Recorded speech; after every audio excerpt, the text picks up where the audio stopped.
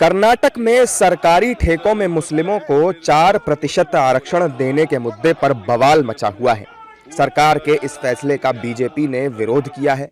दरअसल कर्नाटक विधानसभा में शुक्रवार को Karnataka transparency in public procurements यानी KTPP अधिनियम में संशोधन को मंजूरी दी गई थी।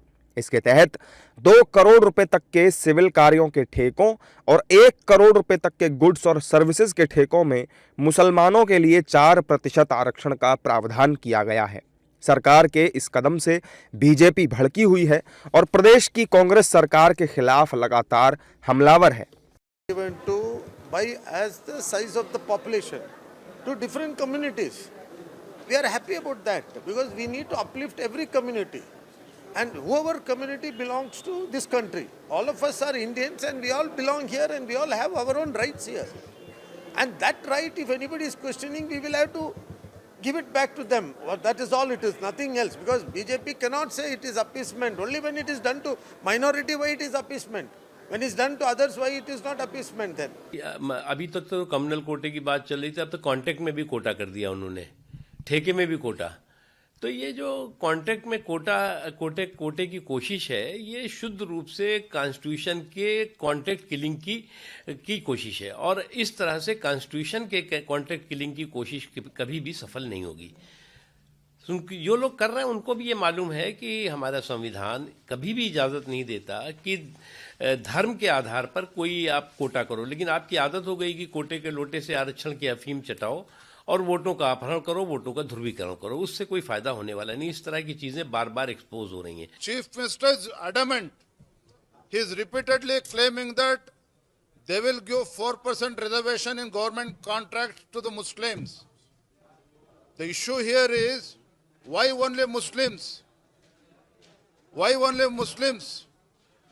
Chief Minister, who has come to power on the basis of Ahinda, he has forgotten all other backward class community. So Bharatiya Janata Party, we oppose the injustice given to the Hindus in Karnataka. Karnataka विधानसभा में शुक्रवार को BJP विधायकों ने सरकारी ठेकों में मुसलमानों को आरक्षण का जमकर विरोध किया। हंगामे के बाद 18 बीजेपी के विधायकों को सदन से निकाल दिया गया और उन्हें निलंबित भी कर दिया गया। बीजेपी ने कर्नाटक सरकार के फैसले को कोर्ट में चुनौती देने की बात भी कही है। वो सस्पेंड इसलिए किया गया क्योंकि बीजेपी के विधायक न्याय की बात कर रहे थे। प्रश्न उठता है कि कांग्रेस की सरकार कर्नाटक में पहले ये स्पष्ट करे कि क्या केवल मुस्लिम वर्ग का ही उसमें रिजर्वेशन होगा, क्या कर्नाटका में और बहुत सारे ऐसे वर्ग नहीं हैं जिनको सोशल और इकोनॉमिक अपलिफ्टमेंट की ज़रूरत है? क्या उनकी ज़रूरतों को कर्नाटक की सरकार नहीं देखेगी? तो कर्नाटक की सरकार को इस पर स्पष्ट जवाब देना चाहिए। इससे ये भी स्पष्ट होता है कि एक तरफ कांग्रेस पार्टी के नेता और उसके अलायंस पार्टनर्स हिंदुओं को गाली बकते हैं, सनातन को डेंगू मलेरिया एड्स कहते हैं, मंदिर को छेड़छाड़ की जगह बोलते हैं, और दूसरी तरफ मुसलमानों को स्पेशल सरकारी कॉन्ट्रैक्ट्स में रिजर्वेशन देते हैं। कांग्रेस पार्टी को यह याद होना चाहिए कि भारत बाबा साहेब भीमराव अंबेडकर के संविधान से चलने वाला मुल्क है, ना कि एक इस्लामिक राज्य। परंतु ये तुष्टीकरण करने वाले नेताओं की अपीजमेंट इस पराकाष्ठा पर पहुंच चुकी है कि वो ये सोचते हैं जो संविधान के लेटर हैं या जो डेमोक्रेसी कही जाती है, of the people, by the people, for the people, उनमें पीपल सिर्फ और सिर्फ उनका एक वोट बैंक है। इसको हम कोर्ट में भी चैलेंज करेंगे और आने वाले समय के अंदर इस देश का सनातनी समाज इसका मुंह तोड़ जवाब देगा।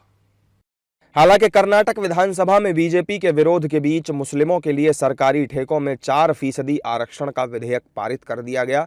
बीजेपी का आरोप है कि कर्नाटक की सिद्धारमैया सरकार इसके जरिए मुस्लिम तुष्टीकरण करना चाहती है।